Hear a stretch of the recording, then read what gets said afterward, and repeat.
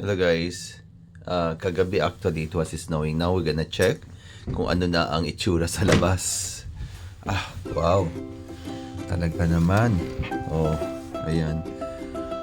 So makapalang snow ngayon kasi kagabi talaga nag-i-start na eh.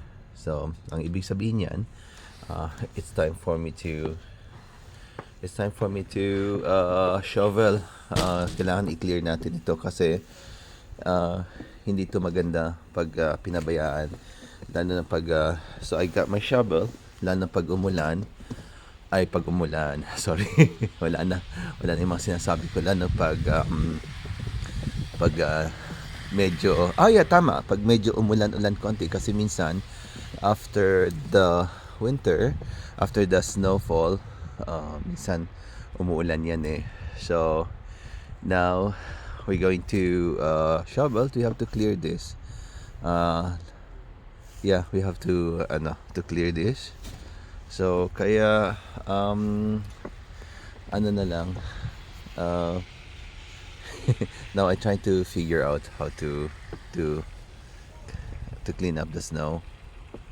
Yeah, kaya teka, hanap ako ng mapapatong ko dito para ano naman ninyo kung ano yung buhay ko dito. Yeah. So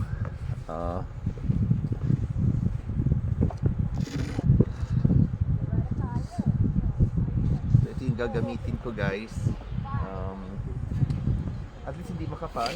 So kahit pa paano we could clear the snow.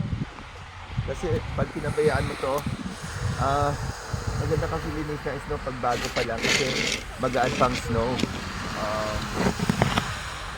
Madali lang tanggalin. Pero pag once na pinabayaan mo, bumibigat ang snow, mahirap na. Hi!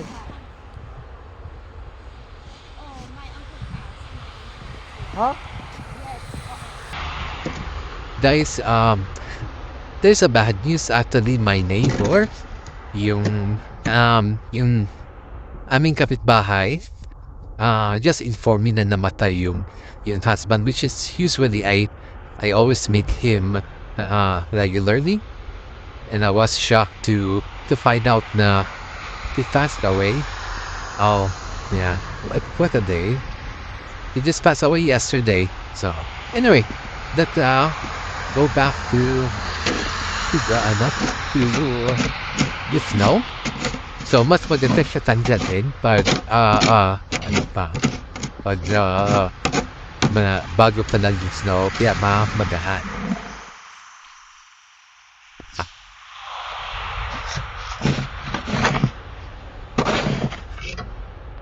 So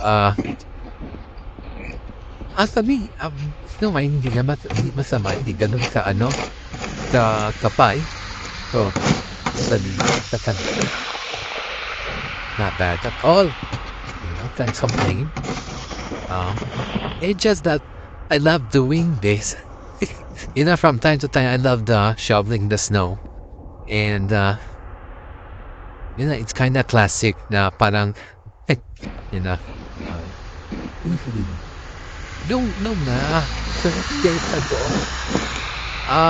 long time ago, the snow here in Canada and most especially here in Toronto, is really worse. We really have that thick snow, like siguro mga ganito kapal. So you imagine that. So, but now, I think because of the global warming, hindi na nabagsa ng ganun sa kapal talaga. So, from time to time we have this, and it's really easy to clear. Yeah. Guys, galit muna tayo. I'm just gonna finish this lesson for all.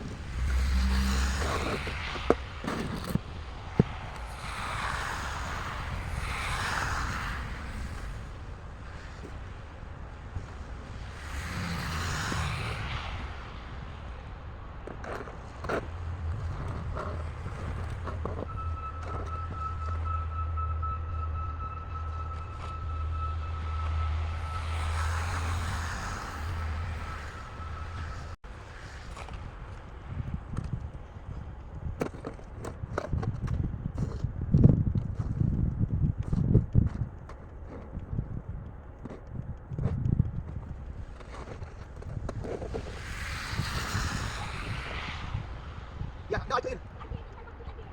Oh, it's okay, it's okay. I know. I'm so sorry. Yeah, okay.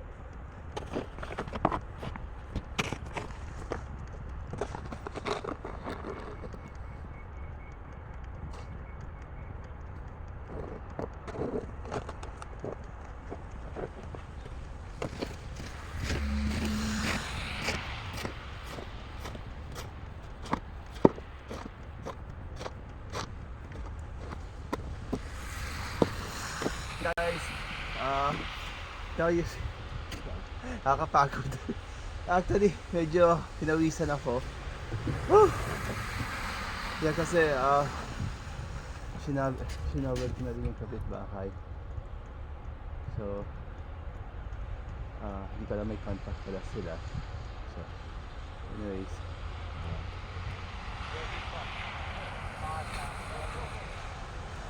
See ya. Okay, so next time again guys.